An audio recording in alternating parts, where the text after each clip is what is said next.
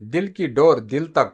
सुजाता ने अपने बेटे नील के लिए लड़की ढूंढने के लिए सभी रिश्तेदारों दोस्तों से कह दिया था। उसे एक बहुत अच्छी लड़की की तलाश थी। वह अपने पति राघव से इसी बात की चर्चा करती कि जब दुल्हन इस घर में आएगी तो घर कितना खुशहाल हो जाएगा। चांद सा टुकड़ा लाऊंगी अपने राजकुमार के लिए। नील से भी बार बार पूछती, लड़की तुझे कैसी चाहिए? पर नील हंसकर टाल देता था। क्या मम्मी, अभी कहाँ, मुझे बहुत कुछ करना है। उम्मीद नहीं थी कि नील फोन पर अपनी पसंद की लड़की को चुनकर उनके सामने रिश्ते का प्रस्ताव ले आएगा। सुजाता के लिए ये एक बहुत बड़ा धक्का था। शाम को 2 कप चाय के साथ सुजाता अपने पति के पास बालकनी में बैठ गई। राघव ने पूछा, क्या हुआ सुजाता, आज चीनी डालना भूल गई चाय में? अच्छा। सुजाता का ध्यान विचारों से हटकर चाय की तरफ गया। मैंने ध्यान ही नहीं दिया, अभी लाती हूँ। सुजाता चाय के लिए चीनी लेकर आई और चम्मच से कप में घुमाकर मिलाती जा रही थी। पता नहीं कैसी होगी नील की पसंद, हमसे घुलेगी मिलेगी कि नहीं, मन ही मन उधेड़ बुन में लगी थी। राघव ने कहा, बड़ी चुपचाप हो, क्या बात है? नहीं, ऐसा कुछ नहीं है। आज सुबह नील का फोन आया था। उसने बताया कि माँ, आपको लड़की देखने की जरूरत नहीं है, मैंने लड़की पसंद कर ली है। सुजाता के पति को जब उसने नील से हुई बातचीत के बारे में बताया तो वो पूछने लगे कि अच्छा, कौन है लड़की, कहाँ से है, क्या करती है? कुछ पूछा नहीं तुमने? सुजाता ने जवाब दिया, नहीं, मैंने सोचा मिलकर बात करेंगे, कल आ रहा है। अगले दिन नील की पसंद का नाश्ता और खाना बनाकर फुर्सत से जैसी ही बैठी तभी नील आ पहुंचा। आते ही मम्मा मम्मा करता हुआ गले से लिपट गया। क्या बात है, आज बड़ा खुश है? सुजाता ने बोला। इस पर वो कहने लगा कि मैंने आपको माही के बारे में कल बताया था ना, यह देखिए। यह उसकी फोटो। घबराई नजरों से फोटो को देखने लगी।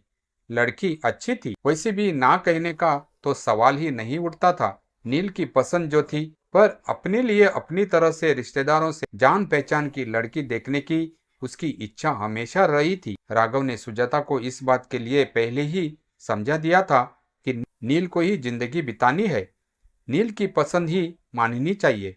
एक तरह से सुजाता भी अपने मन को समझा चुकी थी और अपने बेटे की खुशी में खुश रहना चाहती थी। कैसी है मम्मा?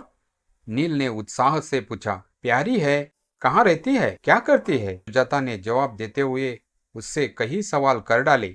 माँ, मेरी कंपनी के पास एक कंपनी है, उसमें जॉब करती है। उसके घर में उसके मम्मी पापा और एक छोटा भाई है। आपसे मिलवाना चाहता हूँ। नहीं बेटा, तुमने पसंद कर ली तो हमने पसंद कर ली, उसके मम्मी पापा ने कहा। उसके मम्मी पापा से बात कर ले, फिर इस रिश्ते को आगे बढ़ाएंगे।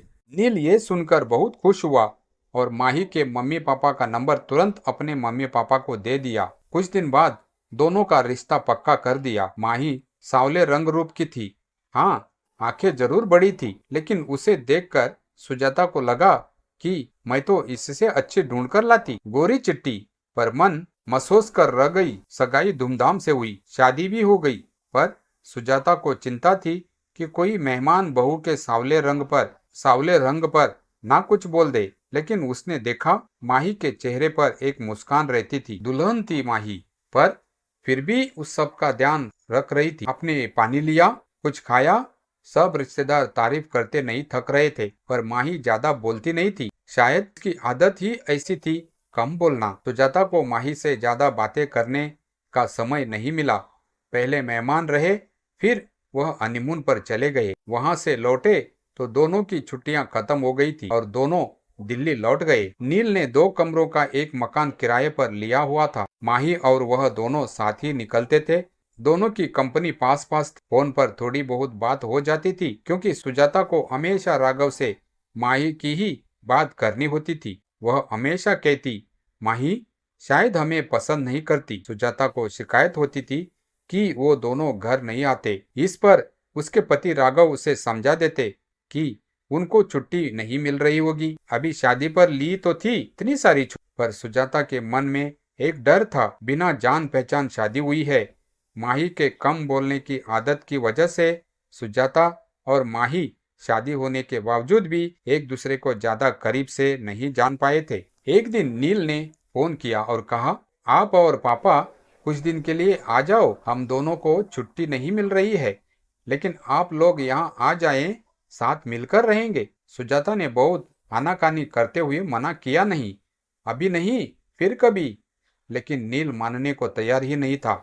अच्छा, तेरे पापा से पूछकर बताऊंगी। राघव के हाँ कहने पर सुजाता की खुशी बढ़ गई और उसने एक लिस्ट तैयार कर ली कि क्या क्या राघव के साथ वह बाजार से जाकर नील की पसंद का लेगी। माही की भी खाने पीने की पसंद उसे पता चल चुकी थी, इसलिए उसने लड्डू, पिंजरी और घर का भी काफी सामान बना लिया था और बाजार से भी उसके लिए शर्ट और सूट खरीद लाई थी। आखिर पहली बार बेटे और बहू के पास रहने जा रही थी। राघव और सुजाता टैक्सी करके दिल्ली पहुंच गए। सुजाता सोचने लगी, माही ऑफिस से होगी, छुट्टी तो ली नहीं होगी। दरवाजे पर ताला नहीं था। सुजाता को अच्छा महसूस हुआ। डोरबेल बजाते ही माही ने पैर छुए और नाश्ता और चाय लेकर आ गई। माही ने कहा, आप नहा धोकर कपड़े बदल लीजिए, मैं थोड़ी देर में खाना लाती हूँ। सामने नया टॉवेल रख दिया। ये देखकर राघव मुस्कुराया। थोड़ी टेढ़ी निगाह से सुजाता थोड़ी सी मुस्कुराहट के साथ नजरें नीचे करके नाश्ता करने लगी।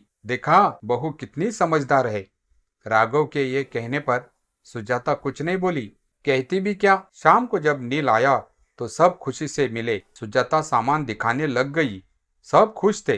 नील, सुजाता और राघव बातें कर रहे थे। माही अपने इधर उधर के काम समेटने में लगी थी। बस एक छोटी सी मुस्कुराहट लिए। रात का खाना बाहर से ही ऑर्डर कर दिया था। सब ने मिलकर खाना खाया। खा पी कर सब सोने चले गए। माही ने 2 चादर, एक जगह पानी और गिलास सब रख दिया था। सुजाता को मन ही मन खुशी हो रही थी। जैसा उसने सोचा था माही वैसी ही थी। घर को घर समझने वाली अगले दिन ऑफिस था। नील बताता था कि दोनों कॉर्नफ्लेक्स खाकर जाते थे। सुजाता ने सोचा उन्हें कंपनी में मिल जाता होगा, खाना इसलिए कुछ ज्यादा खाकर ही जाते। उसने सोचा क्यों ना मैं अपने राघव के लिए कुछ बना लूं।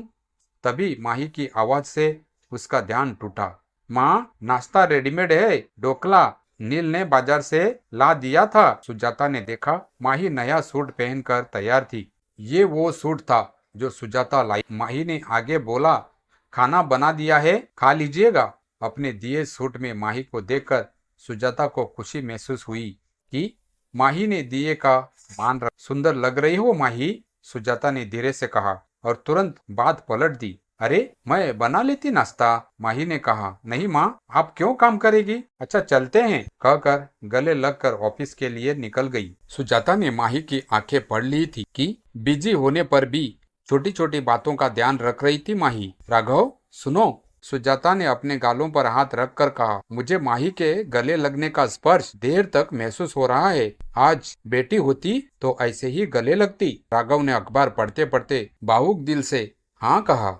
लेकिन अगले दिन राघव से सुजाता कहने लगी, क्या फायदा आने का, दोनों को छुट्टी भी नहीं है और टाइम भी नहीं बिता पाते हमारे साथ। राघव ने भी हाँ में हाँ मिला दी। सुजाता कहने लगी कि 1-2 दिन में हम चले जाएंगे। अगले दिन माही सुबह ही नाश्ता बनाने में लग गई। सुजाता ने माही से कहा, तुम तैयार हो जाओ, ये मैं कर लूंगी। नहीं माँ, आज शुक्रवार है, हम दोनों ने छुट्टी ली है और शनिवार इतवार की तो छुट्टी होती ही है। हमारे 3 दिन आपको ये शहर घुमा देंगे। मन ही मन सुजाता मुस्कुरा रही थी कि बेटी बहू के साथ पूरा दिन बिताएंगे। चारों घूमने निकल गए। जहाँ भी संभल कर चलना होता माही तुरंत सुजाता का हाथ पकड़ लेती। 3 दिन पता ही नहीं चले। अगले दिन सुजाता सुबह ही उठकर रसोई में आ गई। माही तुरंत बोली, मम्मी जी कुछ चाहिए नहीं। सुजाता ने कहा, मैं तो इसलिए चली आई कि दोनों मिलकर काम करेंगे, सब काम जल्दी हो जाएगा। ये सुनकर माही मुस्कुरा दी। दोनों ने मिलकर नाश्ता बनाया और माही ऑफिस के लिए तैयार हो गई। नील और माही चले गए। सुजाता राघव से माही की तारीफ किए जा रही थी और राघव मुस्कुरा रहे थे। तुम वही हो जो माही के लिए इतना डरी बैठी थी। सुजाता धीरे से मुस्कुरा दी थी। शाम को नील और माही ऑफिस से आए। खाना खाते समय राघव ने कहा, नील हम कल जाने की सोच रहे हैं। नील ने कहा, अभी तो कुछ और दिन रुकिए, अभी तो खूब मन लग रहा है। आप अकेला तो महसूस नहीं कर रहे हैं। नहीं नील बेटा, तुम्हारी मम्मी साथ है ना, तो दिन आराम से कट जाता है। कभी टीवी देख लेते हैं और कभी अखबार पढ़ लेते हैं। ऐसे में समय का पता नहीं चलता। नील ने कहा, तो फिर क्यों जाना है? खाना खाने के बाद बर्तन समेट कर माही कमरे में आकर बोली, मम्मी जी, शाम को ऑफिस से आकर बहुत अकेलापन लगेगा। आप दोनों के आने से रौनक हो गई है। थोड़े दिन और रुक जाइए, या तो मैं कहती हूँ कि आप हमारे साथ ही रहिए। वैसे भी अब पापा जी रिटायर्ड हो गए हैं, कोई काम नहीं है। आप दोनों का ध्यान हम पास रहकर ज्यादा अच्छे से रख पाएंगे। जो माही बोलती नहीं थी, वह आज बड़बड़ी बातें कर रही थी। राघव और सुजाता एक दूसरे को देखकर मुस्कुरा रहे थे। सुजाता ने माही के पास आकर उसका हाथ अपने हाथों में ले लिया। कहने लगी कि कितना ध्यान रखते हो तुम हम सबका। नील बड़ा किस्मत वाला है जो हमें एक अच्छी बहू मिली। इतनी अच्छी तो मैं भी ढूंढ नहीं पाती। ये सुनकर माही सुजाता के गले लग गई। माही बोली, मम्मी जी, मैं भी किस्मत वाली हूँ जो ऐसा परिवार मिला। प्यार और अपनेपन की वजह से दिल की बात दिल तक पहुंच गई थी। आजकल दोनों के रिश्तों में बदलाव आया है। समझदारी और प्यार से रिश्ते मजबूत होते हैं।